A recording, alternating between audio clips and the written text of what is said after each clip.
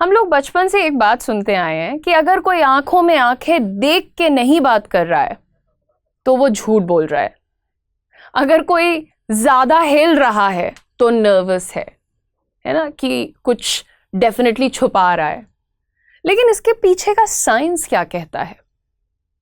And आम तौर पे जो लोग ये ज्ञान दे रहे होते हैं ना कि उसने ऐसा किया, मुझे पता है, वो स्माइल कर रहा था इसलिए वो झूठ बोल रहा है, ये बहुत ही टुच्ची टेक्निक्स हैं। मैं बता रही हूँ, there are better ways to find out. अब आज के समय में हर इंसान तुमसे झूठ बोल रहा है। हर इंसान जिसको कुछ नहीं आता है खड़ा होकर क्लेम कर रहा है कि I am the master of it all.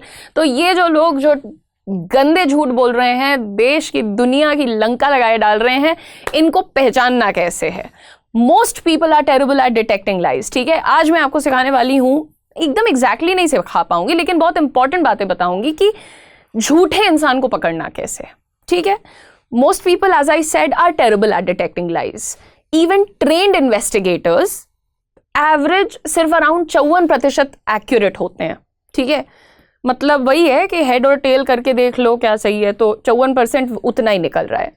Y? Because हम लोग गलत चीजों पर ध्यान देख रहे होते हैं, मतलब दे रहे होते हैं। हम बॉडी को डिकोड करने की कोशिश करते हैं, जबकि असली गेम जो झूठ का है वो लैंग्वेज और ब्रेन लोड में चल रहा होता है। सबसे पहले एक काफी मुझे सरप्राइजिंग सी ये बात लगी, शॉकिंग सी ये बात लगी, उसके बारे में बात करते हैं। देखो, मूवीज ने हमें कन्विंस कर दिया है कि आई कांटेक्ट, स्वेटिंग, फिजिटिंग ये लाई डिटेक्शन के साइंस हैं। But reality, a truthful person can also be nervous many times. जरूरी नहीं है कि एक इंसान नर्वस है तो झूठ ही बोल रहा है। और एक जो एक्सपीरियंस्ड लायर होता है वो बिल्कुल शांति से बैठ के भी झूठ बोल सकता है। तो डिफरेंस कैसे पता चलेगा? डिफरेंस है how the brain constructs reality. Scientists ने एक हाइपोथेसिस दिया, रियल एक्सपीरियंसेस और मेड अप स्टोरीज क्वालिटेटिवली अलग होते हैं, डिफरेंट होते हैं। सिंपल लैंग्वेज में अगर समझाएं तो सच को याद किया जाता है, झूठ को कंस्ट्रक्ट किया जाता है।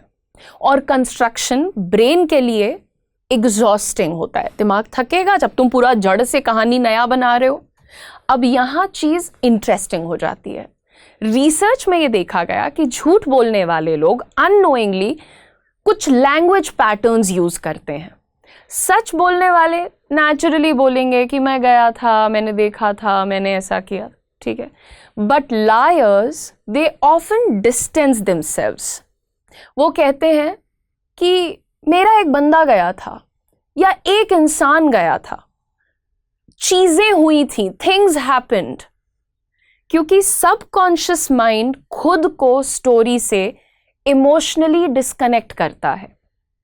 ये एक्चुअली काफी आई ओपनिंग है। आप बहुत, अब एक काम करना, तुम अब लोगों की स्पीच देखना, लोगों के बड़े बड़े वादे सुनना, उसमें तुम्हें सुनाई देगा कि अपने आप को डायरेक्टली स्टोरी में रखना उनके लिए टफ होता है।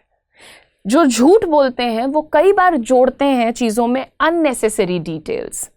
मैंने भूरे रंग का सूट पहना था, रैंडम डिस्क्रिप्शंस देने लगेंगे। उस दिन का ना मौसम भी बहुत अजीब हो रहा था। एक एक्स्ट्रा पैडिंग ऐड कर रहे होते हैं कि कहीं, मतलब कहीं कोई छेद ना रह जाए, कहीं कोई देख ना ले मेरे झूठ के थ्रू। जैसे एग्जाम्पल देते हैं कि मैं 7:12 पे निकला, रेड कलर की कार थी, लेफ्ट साइड पे एक बोर्ड था। क्यों?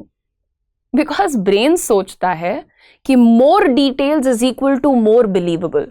बट रियल मेमोरीज वो तो नेचुरली फ्लो करती हैं। फेक स्टोरीज ओवर कॉम्पनसेट करती हैं। तो जब भी आप किसी की बातों में ओवर कॉम्पनसेशन देखिए, रियल लाइफ आपको भी पता है भाई मेसी होती है, थोड़ी सी फैली होती हैं चीजें, इधर उधर बिखरी हुई हैं, अनएक्सपेक्टेड चीजें होती हैं। जो एक सच्चा इंसान है वो बोल सकता है कि यार मुझे एग्जैक्टली टाइम नहीं याद है कि मैं कितने बजे निकला था, फिर सडनली एक वियर्ड चीज हुई, वो बोल सकता है क्योंकि उसके लिए एक्चुअली वियर्ड था। उसको नहीं बताना कि मैं 7:12 पे निकला था। लायर्स ये चीज अवॉइड करते हैं। व्हाई? बिकॉज वो स्क्रिप्ट प्रिपेयर करके आए हैं, और स्क्रिप्ट्स क्लीन होती हैं, बिल्कुल एकदम साफ, उसमें गलती नहीं होती है। अब आती है dangerous technique, reverse order recall. Imagine police तुमसे बोले ठीक है अब स्टोरी एंड से स्टार्ट तक बताओ। अब क्या होगा? जो बेचारा सच्चा इंसान है वो स्ट्रगल करेगा, बट मेमोरी स्टिल एग्जिस्ट करती है। वो परेशान हो जाएगा। जो सच बोलता है वो सोचेगा अच्छा कि एक्सीडेंट हुआ, उसके पहले मैं ऑटो में बैठा हुआ था, फिर मैं घर से निकला। वो परेशान होगा कि अच्छा अब उल्टे में सुनानी है पूरी कहानी, ठीक है। लेकिन मेमोरी है तो वो थोड़ा बहुत हकला के इधर उधर करके वो बता देगा कहानी। जो झूठा है भाई उसका पैनिक स्टार्ट होगा, बिकॉज उन्होंने स्टोरी फॉरवर्ड डायरेक्शन में रिहर्स करी है, प्रैक्टिस करी है। झूठ बोलना ऑलरेडी मेंटली एग्जॉस्टिंग होता है। मैं बहुत अच्छे झूठ बोलती हूँ, मुझे पता है कि कितना एग्जॉस्टिंग होता है। एक दिन एक झूठ बोला है, अब 1 महीने बाद वही डिस्कशन दोबारा हो गया तो दोबारा याद करना पड़ता है कि उस दिन क्या झूठ बोला था। इसीलिए मेरी ये झूठ बोलने की आदत मैंने कम करी है। मुझे लगता है अच्छा लगे कि बुरा लगे। अच्छा, मैं झूठ ज़्यादा बोलती इसलिए थी कि सामने वाले को बुरा ना लगे, पर अब मुझे ये काफ़ी उम्र के बाद समझ आया कि बुरा लग जाए तो क्या यार, कम से कम मेरा दिमाग फ्राई नहीं होगा, ठीक है। तो झूठ बोलना ऑलरेडी एग्जॉस्टिंग है और brain simultaneously fake story create कर रहा है, सच को छुपा रहा है, रिएक्शन को भी मॉनिटर कर रहा है कि ये सामने वाला मेरी बातों को मान रहा है या नहीं। बिलीवेबल एक्ट करना है साथ में कि भाई मैं लगना चाहिए हूँ कि सच बोल रहा हूँ, और अब उसको रिवर्स में बोलना पड़ रहा है। कॉग्निटिव ओवरलोड की जो हम बात कर रहे हैं, दिमाग पे बहुत ज़्यादा बोझ। रिसर्च ने देखा कि रिवर्स ऑर्डर में लायर्स ज़्यादा पॉज लेते हैं। जब भी तुम्हें लगे कि सामने वाला बंदा झूठ बोल रहा है, उसको बोलो कि पीछे से स्टोरी सुना, एंड से स्टार्ट पे जा। अब तुम ध्यान देना कि वो ज़्यादा पॉज लेगा, अपने आप उसकी शब्द इधर उधर गड़बड़ होते रहेंगे, स्लिप ऑफ टंग्स बहुत होंगे, स्पीच एरर्स, धीरे बोलेंगे, हेजिटेट करेंगे, एंड इंटरेस्टिंगली कभी कभी उनकी बॉडी ज़्यादा मूव भी करती है, because cognitive overload, nervousness simultaneously hit कर रहा है उनको ओवरलोड के साथ। सबसे इंपॉर्टेंट इंसाइट क्या है? Lawyers usually focus on making the story look believable. जो झूठ बोल रहे हैं उनका सबसे बड़ा गोल क्या है कि स्टोरी बिलीवेबल लगनी चाहिए। लेकिन जो बेचारा सच्चा इंसान है वो सिर्फ इस बात पे ध्यान दे रहा होता है कि एक्चुअली हुआ क्या था, मुझे पूरी बात बतानी है, मुझे सच बताना है, एग्जैक्टली जो हुआ था मुझे वो बताना है। There is a huge difference. Fake stories तुम सुनोगे ना एकदम स्मूथ साउंड करेंगी, कंट्रोल्ड होती हैं, बिल्कुल पॉलिश्ड टू द टी, कि क्या कलर था, क्या एरिया था, कितने लोग थे, सब। लेकिन रियल मेमोरीज से अभी अगर पूछ लें तो वो बेचारी इम्परफेक्ट भी होती हैं, थोड़े बीच में इमोशनल भी होती हैं, थोड़ी इनकंसिस्टेंट भी होती हैं। कल मैंने कहा था यार 5-7 लोग थे वहाँ, आज मैं शायद बोलूँगी यार 4-5 लोग तो थे। Full of random complications, because real life is not scripted. But एक डेंजरस मिस्टेक मत करना, एक सिंगल साइन देख के किसी को लायर डिक्लेयर मत करना और किसी को सिंसियर का अवार्ड मत दे देना। बिकॉज साइंस ये कहता है कि कॉन्टेक्स्ट बहुत मैटर करता है, कल्चर मैटर करता है, स्ट्रेस कितना है कि इंसान पे वो मैटर करता है, पर्सनैलिटी मैटर करती है।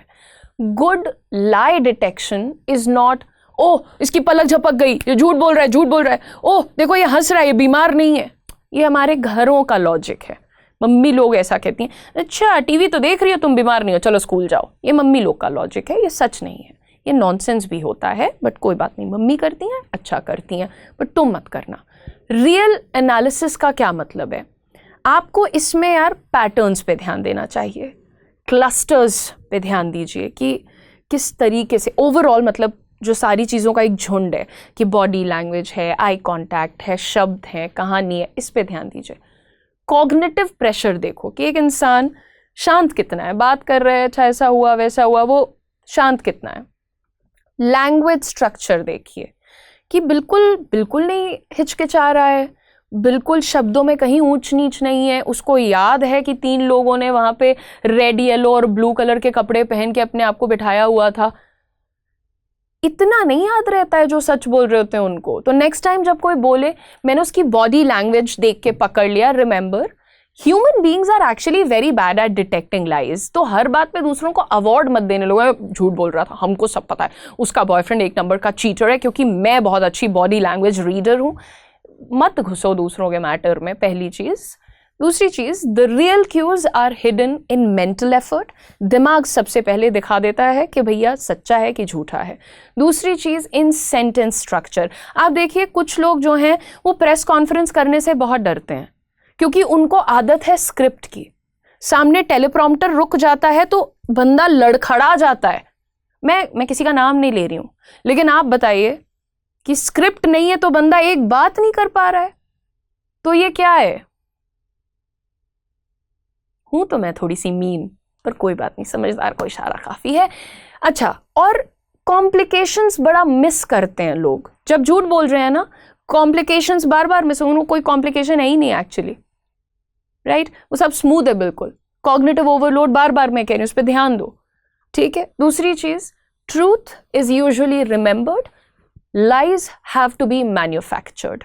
झूठ कोई बोल रहा है तो उसने क्रिएट किया है, उसने पूरी कहानी को बिल्ड किया है, और सच जो है उसके हिसाब से हमें याद करके बोलना पड़ता है, ठीक है?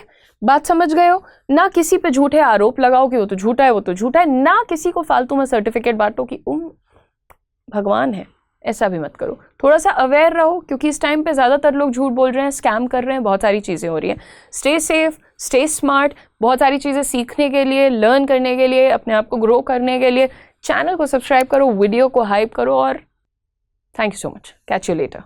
क्या आप बैंकिंग सेक्टर में फास्ट करियर ग्रोथ चाहते हो और सिर्फ एंट्री लेवल जॉब नहीं बल्कि डेप्यूटी मैनेजर लेवल से करियर स्टार्ट करना चाहते हो? तो ये अपॉर्चुनिटी मिस मत करिएगा। Presenting axis bank commercial banking group relationship manager program in collaboration with career 24/7। ये एक 12 महीने का स्ट्रक्चर्ड प्रोग्राम है जो आपको बनाता है फ्यूचर रेडी बैंकिंग प्रोफेशनल।